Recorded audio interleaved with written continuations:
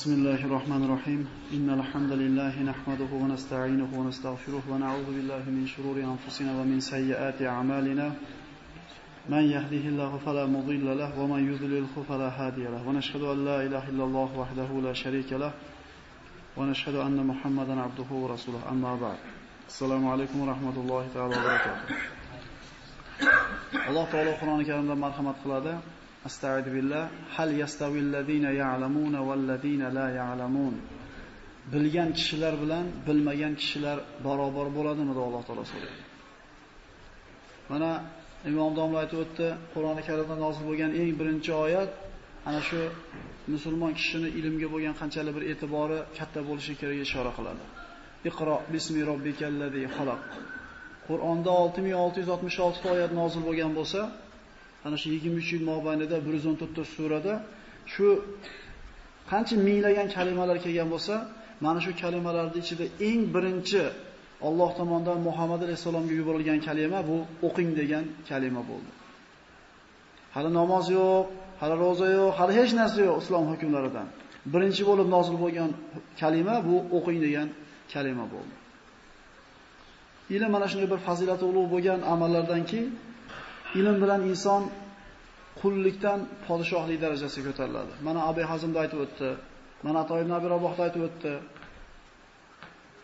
Mana bizni mazhab boshimiz Imom Azam rahmatullohi alayhi hayotidan misol oladigan bo'lsak, u kishini mana bilamiz Abu Yusuf degan katta shogirdlari bo'lgan. Abu Yusuf yoshligida ana shu Imom Azamdan ta'lim oladi. Imom Azam rahmatullohi alayhi ana shu Abu Yusufdagi bo'lgan zehnni, ilmga bo'lgan chanqoqlikni ko'radida, shu bolani yaxshi ko'rib aytadiki, "Bolam" deydi, "Mana shu mendagi ilmni yaxshi itqon bilan o'rgansang, podshohlarni dasturxonida taom yeysan, podshohlar senga taom tutadi" deydi. Fazilatlarni gapirib turib shuni ham aytadi. Abu Yusuf shu 10 yashar bola yoki 11 yashar bola uyiga borib ota-onasiga aytadiki, "Domla mana qilib deyapti, ilm o'qiy ekan, menda qobiliyat bor ekan" desa, Abu Yusufning otasi aytadiki, "Bolam, Imom Azam ilm bilan shug'ullansa yarashaveradi. U kishi boy odam, savdogar bo'lgan Imom Azam. Biz nimamiz? Kambag'almiz. Ya'ni tirikchilikka yarab qolding, 1-2 dinor pul topib kelsang, akang, opang yoki akang singli yoki opang katta bo'lib qoldi, shularni chiqarishga yordam berasan" deb xuddi siz bilan bizni sharoitimizdagi bahonani aytadi. Sharoit ko'tarmayapti. Ya'ni ko'ringlar, Alloh taolo kimga sharoitni beradi, kimga zehnni beradi, Alloh taolo sinaydi. Shunda Imom Azam rahmatullohi alayhi oldiga Abu Yusuf bor aytadiki, "Dadam bunday dedi, sharoitimiz og'ir ekan, men kuniga 2 dinor bo'lsa ham pul topib, oilamga yordam berganim yaxshi ekan" dedi. Birodalar, pulni katta o'ganda topsa ham bo'ladi, hunarni katta o'ganda ham o'rgansa bo'ladi, hamma yoqqa o'rgisa bo'ladi katta o'ganda, lekin yoshligidagi zehn, yoshligidagi ilm bo'lmaydi. Muhtaram yosh ukalar. Ulgusizlar hamma yoqqa keyin. Pul ham topasizlar, mashina ham minasizlar, hamma yoq ulgusizlar, lekin kalla avvalgi kalla bo'lmaydi. Buni yosh kattalarimiz aytsin. Quni duosini qanchadan beri yodlamay yurganlarimiz bor. O'ynab o'tirib yodlab qo'yadi, quni duoni yoshligimizga birov berganda. Shunda Imom Azam aytadiki, "Shu 2 dinor topib kirsang, seni ilm o'qishga ruxsat berishar ekanmi?" deydi. "Ha" desa, "O'sha 2 dinorni kuniga men beraman senga" deydi. Ya'ni savdogarchilikda hammamiz yaxshi bilamiz, pulni ko'proq foyda chiqadigan joyga sarflaymiz. Shunday emasmi? Birodarlar, savobni topishlikda, savob tijoratida ham ko'proq chiqadigan joyga sarflashlik kerak. Imom Azam bilar ekan, o'zi ilm o'qityapti. Ilm o'qitganiga ajrini oladi. Endi unga sponsorlik qilganiga ajrni ham o'zi olyapti. Dasturxon solib 1-200 so'mni sarflab 4 odam qonun to'g'izib chiqara olasiz, bu albatta xayr, lekin shu bilan tugadi savob. Shu 1-200 so'm pul bilan Qur'on o'qiyotgan, ilm o'qiyotgan talabaga olib yegizib qo'ysangiz, yoki bitta Qur'on berib qo'ysangiz, bilasizmi bu qanaqa ajr bo'ladi? Imom Azam olim bo'lganda qayerga sarflashini ham bilyapti pulini. Bo'lmasa 2 dinor deb chiqib kuniga yetim yesirga kambag'al bechoraga sadaqa qilib yuborsa ham sadaqa bo'laveradi. Shu kundan boshlab Abu Yusuf Imom Azamni qaramog'iga o'tadi, kuniga 2 dinordan pul to'laydi. Domlasi pul to'lab o'qitadi, birodarlar. Oylar o'tadi, yillar o'tadi, 25 ga kiradi, 30 ga kiradi. Imom Abu Yusuf deyarli bir olim bo'lib qolgan paytda qattiq kasalga duchor bo'lib, o'lar holatiga kelib yotib qolganda Imom Azam kelib yig'lar ekan. Shagirdining o'lib qolishligini o'ylab yig'lar ekan. Shunda Abu Yusuf, "Domla nima yig'laysiz? Endi Allohning taqdiri bo'lsa, Kelgandan keyin ketaveramiz desa, bolam deydi. Sen bari o'lasan bir kun deydi. Men seni o'layotganingga emas, senga sarf qilgan ilmim odamlarga foyda bermasdan turib yo'q bo'lib ketayotganiga mehnatim yig'layapman degan ekan. Mendan keyin meni o'rnimga egallaydigan odam bo'lib yetishib qoluvding, olim bo'lib qoluvding. Endi qarang, mehnatiga achinayaptiki, men uchun ishlaydigan odam tayyor bo'lib qoluvdi. Men o'lgandan keyin meni ilmim odamlarga yetkazib, men orqamdan bir savob jo'natib turadigan odam ketib qolayotganligiga achinib yig'layapman deydi. Nimasiga yig'layapti? E'tibor beringlar. Oradan 5 kun o'tib Alloh shifo berib, Abu Yusuf yaxshi o'qib qolar ekan. Kitobini qo'ltiqlab, domlasi dars o'tadigan xonaga qarab ketayotsa, Abu Yusuf, yaxshi o'qib qoldingizmi? Alloh shifo bergan bo'lsin. Qayerga ketyapsiz? Domlaning oldiga dars o'qigani ketyapman. Siz dars o'qimay qo'ying. Nimaga? Kecha yaqinda Imom Azam aytganlar. Mendan keyingi olim shu edi. Mana kasal bo'lib yotib qoldi, o'lib qoladi shekilli. Mendan keyingi olim shu edi degani, siz olim bo'lib oldingiz. Endi siz dars o'qimay qo'ying deylar ekan. Deganda o'ziga ham aytgan, mendan keyingi olim sen eding deb. Narixonaga chiqib turib, o'sha fatvo ochishni boshlar ekan, dars o'qishni. Imom Azam odamlarni sal ozayib qolganligida, nima bizni shaharimizga bir yangi shayx kelib dars o'tyaptimi? Yo'q. Falon shahardagi ustozlar kelib dars o'tyaptimi? Yo'q. Kim dars qilyapti? Shagirdiz Abu Yusuf. Hali pishmadi. Pishmaganligi haqida ilmi yo'q. Yana ilmga taqalyapti. O'zini pishdim deb o'ylayapti. Ikkita shagirdidan bitta savol berib jo'natar ekan. Bir narsani so'raysizlar, ha desa ham noto'g'ri deysizlar, yo'q desa ham noto'g'ri deysizlar. Ikkalasi borib bittasi so'raydi, ma'nosini qilsa bo'laveradimi?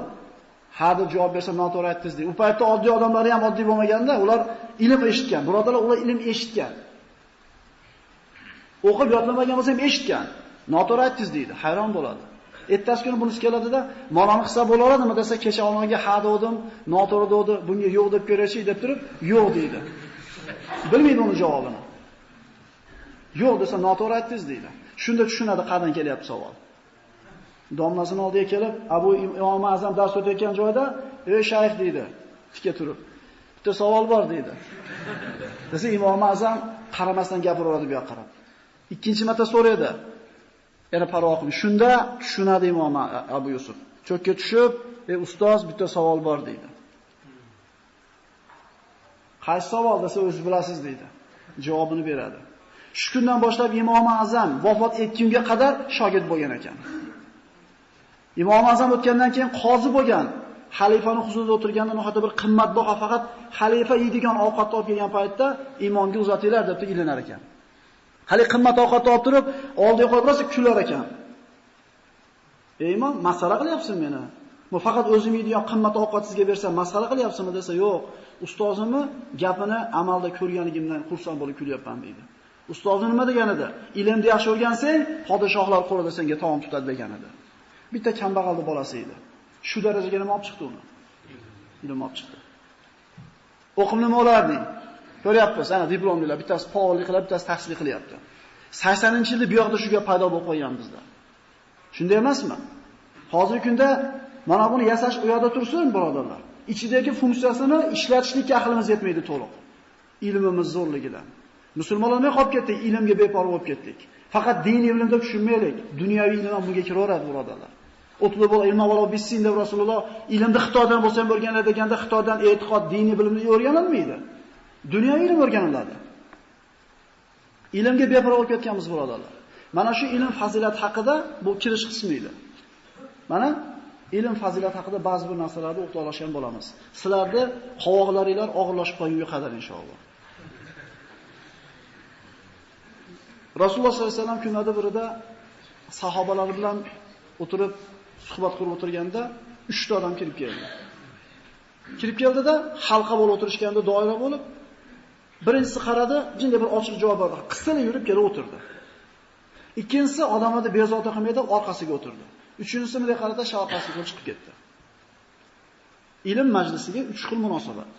Rasululloh sollallohu alayhi vasallam aytdiki, mana shu 3 ta odamning xabarini beramiz sizlarga dedi. Qisilib kelib o'tirgan, intildi, Allohning oldiga keldi, Alloh ham uning oldiga keldi dedi.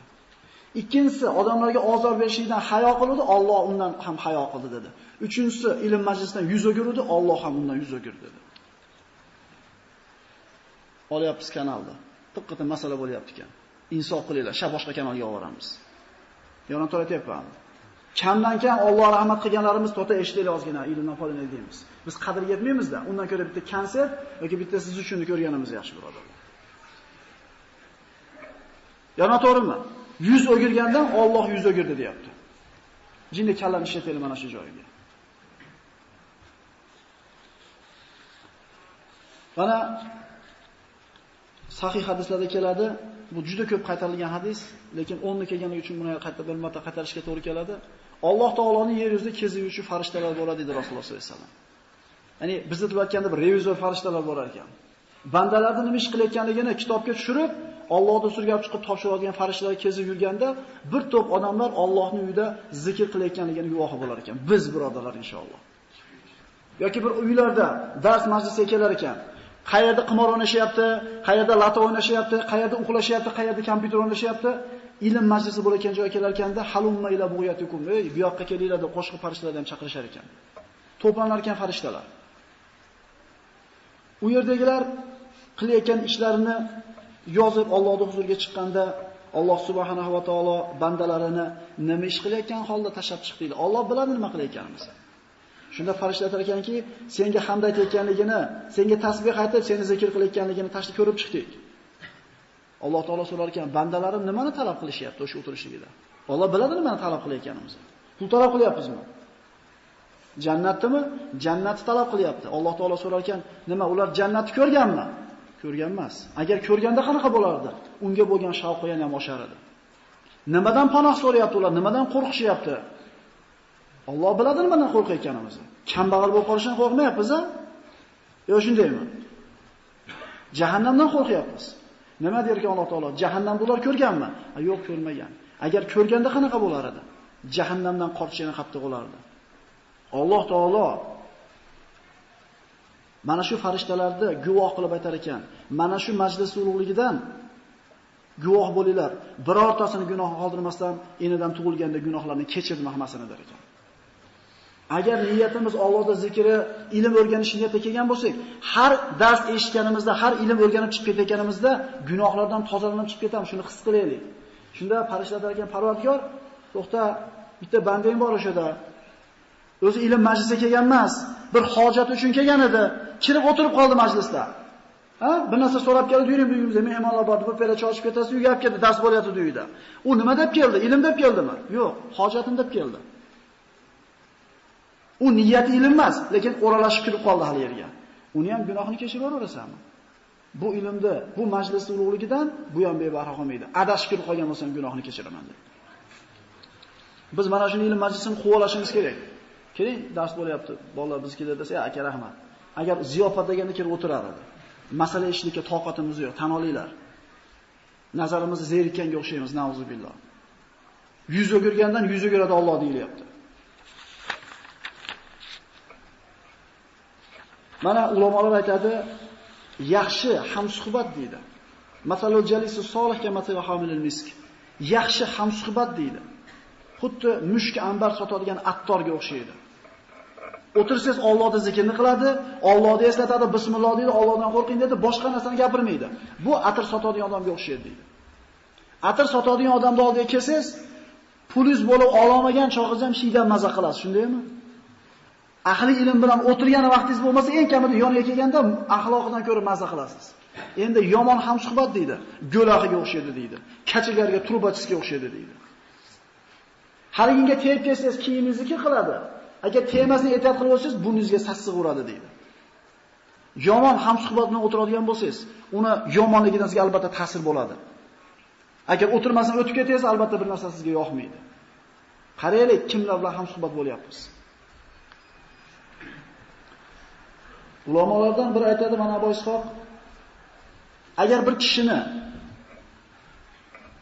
hayotda hamma qilayotgan ishi yaxshi bo'lsa-yu, lekin yomon odamlar bilan ulfat bo'lgan bo'lsa, bu qilgan yaxshiliklari bir pul deydi. Va bir odam yer yuzidagi jamiki yomon ishlarni qilayotgan bo'lsa-yu, lekin hamsuhbat bo'lgan kishilar, yaxshi ahli ilm odamlar bo'ladigan bo'lsa, bu odamning qilgan yomonliklari yaxshilik deydi. Ya'ni tuzatsa bo'ladi buni. Ulfating aloqonat bo'lsa, yeyishing qanaqa deyilgan birodarlar. Qaraylik kimlarni do'st tutyapmiz. Kishi deydi Rasululloh, do'stini dinida bo'ladi deydi. Kishi kimni do'st tutayotganini qarang. Atrofingizda qarangda kimlar bor. O'shalardan bittasisiz. Agarchi ular qilayotgan ma'siyatni qilmayotgan bo'lsa ham. Ilm majlisiga kirgan odam agar ilmni eshitsa-yu eslab qola olmasa biror narsa bormi unga? Bor, yo'q demanglar. Albatta bor. Bu ilmni eshitib eslab qola olmagan bandaga nimalar bor qarab turinglar. Birinchidan, ilm o'rganuvchilarga beriladigan ajr beriladi. Agarchi ish bolada eslab qolmagan bo'lsa ham, kirganligi uchun shu yerga. Borib uxlashi ham mumkin edi uyida. Ikkinchidan, modomiki ana shu majlisda o'tirar ekan gunohdan tiyilib o'tiribdi. Ishonaveringlar, hozirchi kallalar kechinlikka tayyor ham kelmaydi. G'iybat ham yo'q, shikoyat ham yo'q, ko'zni zinosi, tilni zinosi ham yo'q. Mana shu ma'ruzani eshityapmiz, namoz o'qiyapmizmi? Gunohdan tiyilib turibmizmi? Ko'chada yurganimizda tinimsiz ko'z zinosi bo'layotganini bilasizlarmi? Suhbatimizda ziynati, hasad, g'iybat, gap tashliqligini bilasizlarmi? Indamay tursiz gunohdan tiyilasizmi? Ilm majlisiga kirib o'tirgan odamga beriladigan ikkinchi narsa xato va gunohlardan tiyilib turadi. Uchinchisi, ilm majlisidan chiqib uyga borar ekan albatta unga Allohning bir rahmati bo'ladi. Chunki aytilganida ana shu ilm majlisi bo'layotgan joyga Allohning rahmati yog'adi, barakoti yog'adi, farishtalar tushadi, xotirjamlik keladi deydi. Ilm majlisi tuganda bilasizmi? Xotirjam bo'lib qolasiz. Kelganingizda 39.8 da temperatura, ketayotganda 36.6 bo'lib qoladi. Joyingizga tushib qolasiz. Xursand bo'layotgan bo'lsangiz ham joyingizga tushib qolasiz, siqilib bo'g'ilib ketgan bo'lsangiz ham joyingizga tushib qolasiz. Ala bi zikrillahi tatma'innul qulub. Qalblar faqat Allohni eslaganda orom olmaydimi, deyapti Alloh. Qalbingiz Allohning zikrini eslatganligi uchun nima qildi? Orom oldi. To'rtinchidan, ana shu joyda o'tirar ekan Allohning rahmati, barakoti yog'iladi, unga erishadi. Beshinchidan, modomiki eshitib turar ekan har bitta o'tirgan lahzasiga ajr yoziladi. Va oltinchisi, farishtalar undan rozi bo'lib qonatini ustiga yoyib turadi deydi. Albatta olimga dedi payg'ambarimiz, farishtalar, mahluqotlar, hattoki suvdagi baliqlar tasbih aytadi. Farishtalar qonatini yozib turadi oyog'ini tagiga deydi. Uni bosib ketayotgan yo'liga rozi bo'lganligidan deydi. Birodarlar, ilm o'rganaman deb kelayotgan bo'lsak, farishtalarning qonatida keldik hozir. His qilinglar shuni. Va 7-beriladigan ajri har bitta bosgan qadami bitta gunohini yuvsa, har bitta ko'targan qadami savob bo'lib yoziladi. Nima yutkazyapmiz aytinglarchi? Bu kimga? Hech narsani eslab qolmay chiqib ketgan odamga. Endi ozgina bir narsani eslab qolib hayotda amal qilishga kelib qolgan odamga nima berilar ekan?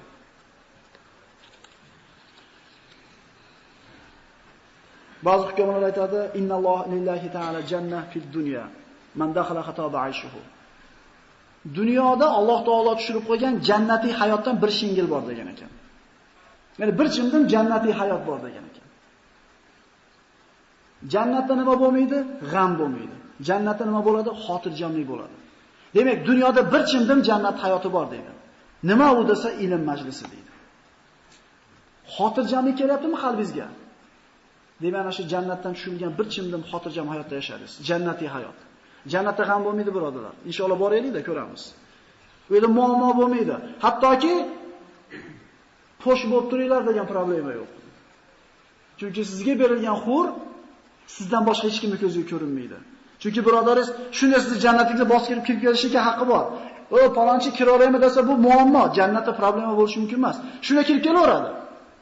Endi kirib kelsangiz siz xuringizni o'tirgan bo'lsangiz, xijolatchilikmi, erkak kishida g'ayr bo'ladi musulmon odam.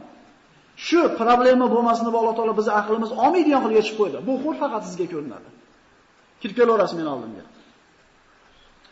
Birodarlar, g'am jannatda bo'lmaydi, xotirjamlik jannatda bo'ladi. Dunyodagi xotirjam hayot bozorda bo'lmaydi, televizorda oldida bo'lmaydi, pulni ko'pligi bilan bo'lmaydi, ilm majlisida bo'ladi.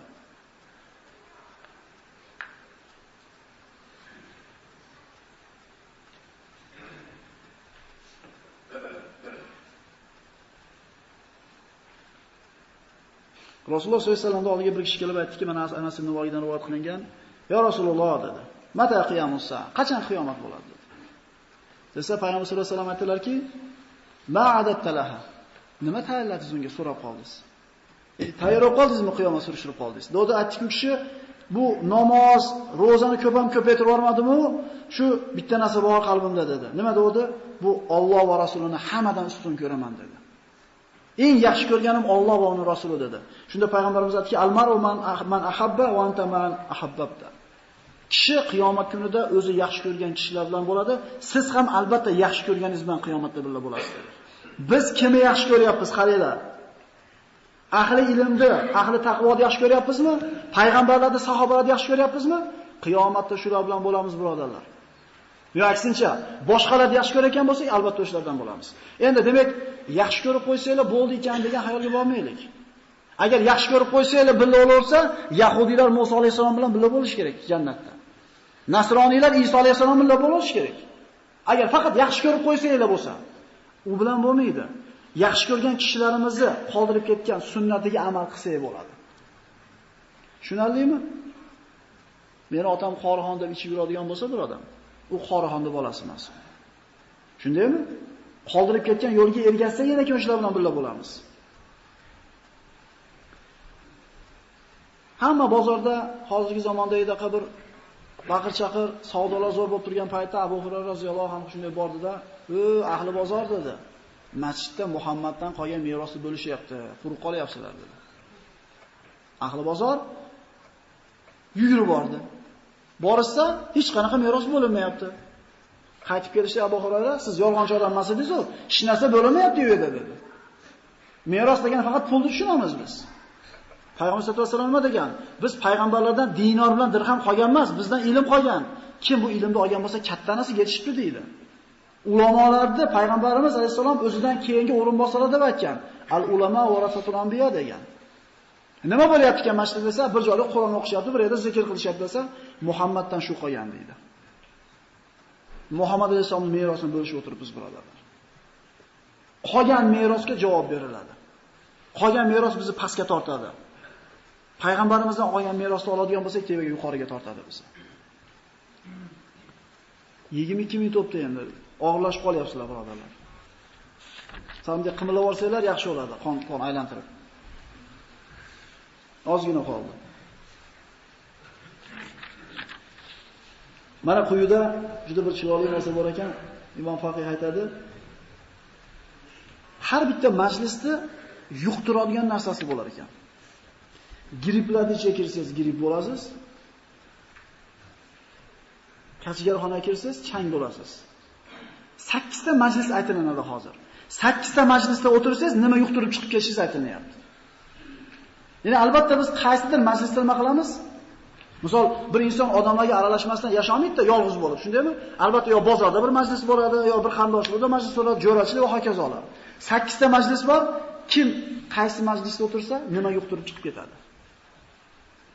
Bismillahirrohmanirrohim. Birinchisi, man jalasa samaniya asnaf minan nas zadahullohu samanta ashya. 8 ta majlisda kim o'tirsa, 8 ta narsa ziyoda bo'ladi. Birinchisi, kim boylar bilan o'tirsa, nimasi oshib ketadi bu odamda? Dunyoga bo'lgan rag'bati oshadi. Oddiy hayotiga normal ko'nikib yashab yuruvdi. Boylarning uyida yuribdi. Qachon qarasa jo'ralari boylar. Haligilarda hayotini ko'radida, o'zini hayotini solishtirib ko'rib turib, dunyoga bo'lgan muhabbati oshadimi? Bu faktda bu. Payg'ambar sollallohu alayhi vasallam degan, boylarning uyiga kamroq boringlar, dunyoga bo'lgan muhabbatinglar oshib ketadi dedi. Aytganmiz-ku, dunyo ishini o'zidan pastroqqa qarasangiz, rozi bo'lib yashaysiz hayotingizdan. Endi o'zingizdan yuqoriroq bo'lgan, puli ko'proq odamni ko'rgan payt, to'g'rida, tekor meni yurgan bo'lsa, bitta eshikka chiqib qo'ysangiz, nima bo'ladi? Muhabbatingiz oshadimi? Rozi bo'lib yurdi shunaqa tuqib tekoyingizga ham. Kamroq boringlar deya, bo'lmanglar demayapti. Bu ana shu boy bo'lmagan odamlarga aytilyapti. Muhabbatinglar oshib ketadi dunyoga deydi. Kim fuqarolar bilan ko'p o'tirsa majlisda, Alloh uni Allohning bergan kuniga rozilik degan sifatni ziyoda qilib qo'yadi. Payg'ambar sollallohu alayhi vasallam ko'proq kambag'allar bilan yurgan ekan. Aytayapmiz, o'zingizdan pastroq bo'lgan odamni ko'rsangiz, tijorat ahvolida, iqtisodiy ahvolini shukr qilaverasiz. Shundaymi? Kambag'allarning majlisda ko'p o'tirgan odam Allohning bergan kuniga roziman degan sifati ziyoda bo'ladi. Boylik shunda bolalar. Inshaalloh mana rizq haqida darslar boshlaymiz ertaga-indindan. Ko'ramiz o'shuni boylik nimaligini. Kim sultonlar bilan, amaldorlar bilan o'tirsa, Alloh uni qalbidagi kibrni va qalbidagi qattiqlikni ziyoda qiladi dedi. Xo'jayinlar bilan, amaldorlar bilan ko'p yurgan odam, xo'jayin amaldorlar tabiiy, u xolasa olamasa qalbi qattiq bo'lib ketadi. Buyruq beradi, ancha-munchalarni haydab yuborish kerak, qattiq gapirish kerak. Ishini tabiati shunaqa. Va gapi doim o'tib keladi. Kibri va qalbini qatishi ziyoda bo'ladi dedi. Biz o'zimizdan barqaror bo'lgan odamlarga jo'rab olishga harakat qilamiz-ku. Falonchilar bilan men jo'raman deb faxrlanib yuramiz. Falonchilar bilan men oshiyman men. O'zi pilni dumisan sen agar pil bo'lsa ular. Chimonani boshida bo'lganing yaxshi edi bu o'rinda. Kim ayollar bilan ko'p majlisda o'tiradigan bo'lsa, jahlini, shahvatini va aqllarini zaiflashiga ziyoda bo'ladi. Ayollar bilan ko'p aralashib yurgan odamni shahvati, jahli va aqlini johillikka moyilligi ziyoda bo'ladi. Oddiy misol, 2 metr materialni bitta to'yda buzib yuboramiz-ku, xotinning gapiga kirib. Sizga 20 metr bo'lmaydimi? Siz erkaksiz, sizga baribir 2-3 metr farqi yo'q, lekin bitta ahmoq xotinni 2 metr materialga yoki bitta qo'ymagan bir qandaydir latasiga yillab to'plagan pulingizni xonavoran qo'yib siz xo'p deb ketaverasiz orqasidan. Bu nimani belgisi? Xotin kishilarning aqlini hammasini ham aqli zo'r emasligini belgisi. O'shuning odam alayhisalom aytdi-yu, xotiningni havoyi nafsiga qul bo'lma dedi. Kim yosh bolalar bilan ko'p o'tirsa majlisda, ya'ni o'zidan kichkinalar bilan ulfat bo'ladigan bo'lsa, Alloh bu kishini maza bemaza gap, lag'v, bekarchilik bilan ovora bo'lishini ziyoda qilib qo'yadi. Yosh bolada g'ami nima? O'sha kompyuter xonada 5 so'mni yo'q qilib olish yoki o'sha kaparadagi qog'ozni yerga urib yutib olish. Olim odamga beriladigan eng qattiq jazo qaysi desa aytishgan ekanki, olimni bir turmaga johil bilan qamab qo'ysa, shu olim uchun eng qattiq jazo bo'lar ekan. Siz nima g'amday bu nimani gapiryapsiz? Siz tog'dan kelasiz, bu bog'dan keladi. Agar yosh bolalar bilan ko'p aralashib yurgan odamni bekarchiligi, maza bemazagarchiligi ziyoda bo'lib ketadi deyapti. Kim fosiqlar bilan majlisda ko'p bo'ladigan bo'lsa, Alloh taolo bu kishining qalbida gunoh, ma'siyatlarni qilishlikka jur'atni ziyoda qilib qo'yadi. Yuribdi-yu. Chekkaningizga hijolat olib yurudingiz bir chekada. Endi ichadigan, kiyadiganlar bilan yursangiz chekishlik uni oldin nima? Yaxshi odamlar bilan yurganda chekishlik ayib bo'lyapti edi. Endi fosiqlar bilan o'tirsangiz bu sharaf bo'lyapti. Zato men kiydamayman deyapsiz. Ya'ni gunoh, ma'siyat qilishlikka yurakdan nima kuchayapti? Quvvat kuchayapti. Nima bo'ldi? Men istam uyimni topib boryapman men. Meni nima qilyapman? O'zimning pulimga ichyapman deydi. Fosiqlar bilan ko'p o'tirgan qariyalar birodarlar, atrofimizdagi jo'ralarimiz kimlar? Agar ularni yaxshilikka torta olmayapmizmi, unamayaptimi, ajralaylik ulardan. Kim solih kishilar bilan majlisda ko'p bo'lsa, solih kishilarni o'ziga bir do'st tutadigan bo'lsa, Alloh u kishini haromdan uzoqlashlikka, toatni qilishlikka rag'batini kuchaytirib qo'yadi. Ikkita oshna gaplashyapti. Qancha o'qidingiz bugun desa, bugun 7 pora xatm qildim desa, men 3 pora xatm qildim, siz uyalasiz. Odamlar 7 pora xatm qilyapti ekan. Menchi. Men kichik o'g'lim ikkita suriyotlarda o'tgan oyda desa, siz o'g'lingiz so'kinishni ko'rganda 2 xil. Yaxshi odamlarni ko'rganda, mana qilsa bo'lar ekan, ular ibratda sizga. Bo'lar ekan deysiz. Yaxshi odamlar bilan, solih odamlar bilan ulfat bo'lgan, ularda majlisda ko'p o'tirgan kishini Alloh taolo ibodatga bo'lgan nimasini kuchaytiradi? Rag'batini kuchaytiradi. 10 pora o'qidik masjidda kecha deydi. 3 gacha deydi. 2 pora o'qiyapmiz deydi desa uyalasiz. Bizda 1 pora ham ta'lim qilmayapti akalar. Bizda taravih o'qilyapti. Shunga ham bora olmaymanmi deysiz. Odamlar bor qarqa borib 5 porada turyapti ekan. Neujali men shuncha yaramayman deysizmi?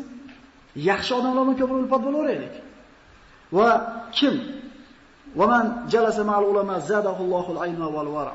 Kim olimlar bilan majlisda ko'p bo'lsa, bu kishini Alloh ilmini ziyoda qiladi va xudojo'ligini ziyoda qiladi. 8 ta majlis. Mana ozgina narsani eshitdik. Ozgina narsani o'rgandik. Demak, 8 tasi esimizda qolmadi, to'g'rimi? Nimaga qolmadi esimizda sirasi, bilasizlarmi?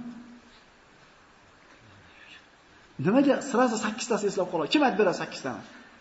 Aytib berishimiz qiyin. Sabab birodarlar. Sabab. Ana shu gunohlarni ko'p qilyapmiz. Ko'zimiz bilan, tilimiz bilan, qo'limiz bilan, qonimizga ancha-muncha halol-harom narsani yeb qo'yayotgan bo'lishimiz mumkin.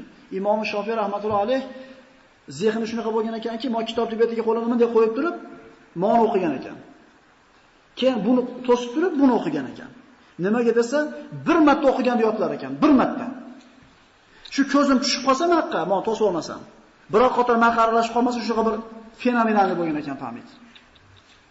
Mashaqli bir marta o'qir ekan, bir marta o'qir ekan. Bir kun kelib o'qisa, bir marta o'qiyot olmabdi. 2-3 marta o'qibdi-da, ustoz voqeaga shikoyat qildi. Bu nima bo'ldi menga? Nimaga olib qolamadim har kim bunaqa desa, orqani qarangchi deydi. Kelyapti nima ish qilibsiz? Qarasa, ko'chadan kelyapti bir ayol kishini tovoni ochilib qolgani ko'zimda to'xtab qolgan ekan tovoniga qarab. Shu zehnini teppa-tenga pasaytirib olgan ekan. Xulosa, bizning kallamiz yana ham ishlayapti, birodarlar. Pul topishga ishlayapti, uy solishga ishlayapti, dunyoda ishni tatbiq qilishga, lekin ilm o'qishga kelganda kallamiz nima bo'lyapti? Ishlamayapti. Xo'p, demak, zehnimizni pasayib ketayotganligining sababi gunoh qilayotganligimizni qayerda o'rgandik? Ayollar bilan o'tirib o'rgandikmi? Yo yosh bolalar bilan o'tirdikmi, bilib oldikmi? Qayerda o'rgandik? Ilm majlisida o'rgandikmi? Bilmasak yuraveramidik? Quni duosini yodlamayapman hali ham.